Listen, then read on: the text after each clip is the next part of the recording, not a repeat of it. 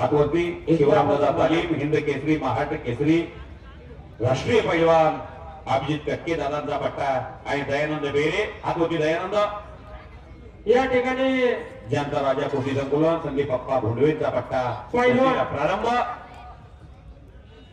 पैलवान Santosh Yadav NIS coach जनता राजा कुस्ती केंद्र यांचा सन्मान होतोय।